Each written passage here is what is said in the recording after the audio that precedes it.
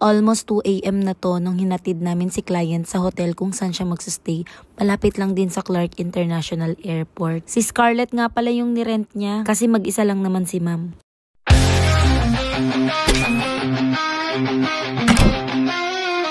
11:30 na ng gabi nung umalis kami sa Bulacan papuntang Pampanga. Sa Clark International Airport nga ang arrival ni ma'am at 12:50 AM. Si ma'am ay galing pa ng LA. Medyo mahaba-haba yung flight ni mama kasi umalis daw siya doon ng Sunday tapos ang arrival niya is Tuesday. Na-i-prepare na namin itong sasakyan kanina pa and ngayon i-full tank gas lang natin para hindi agad iisipin ni ma'am yung pagpapagas pagka turnover ng sasakyan sa kanya. 5-seater nga lang pala ito kasi nga mag-isa lang siyang bumiyahe pa uwi. Convoy nga kami dito ni Chi para may masakyan kami pabalik ng Bulacan. At eto nga, umalis na kami at ayan, sobrang dilim dito sa dinaanan namin. Pero don't worry, malakas naman yung ilaw natin. Flex ko nga lang itong dashcam. Sobrang linaw niya sa gabi, guys.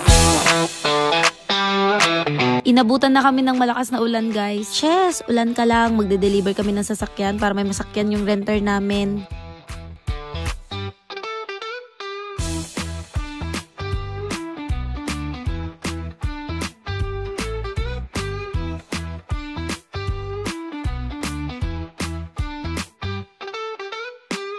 Papunta na nga kami nito nila ma'am sa parking. Mabuti na lang at nakita namin siya agad.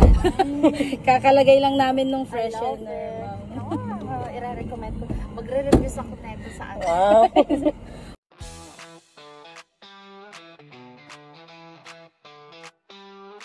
Actually, maganda yung ano nyo, yung sa Facebook ninyo kasi it's just so happen na nag-appear lang bigla. Yes. As an ads. Tapos sabi ko, totoo kaya to? Then nag-check ako sa reviews. Which is, marami namang customer na happy nga ang mga comment. Okay. So, sabi ko, sige nga, i-try ko nga. And then, actually, 3 kayo na pinagtanungan ko. Meron din ganito, 3 din. May iba pa. Ikaw yung mabilis mag-reply. Sabi ko, this is really good kasi she's very attentive sa mga customer.